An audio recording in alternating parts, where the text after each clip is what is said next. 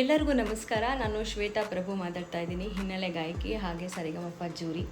ಮೊದಲನೇದಾಗಿ SSLC pass ಆದ ಎಲ್ಲ ವಿದ್ಯಾರ್ಥಿಗಳಿಗೆ ಹಾಗೂ ಅವರ ಪೋಷಕರಿಗೆ ನನ್ನ ಕಡೆಯಿಂದ ಅಭಿನಂದನೆಗಳು.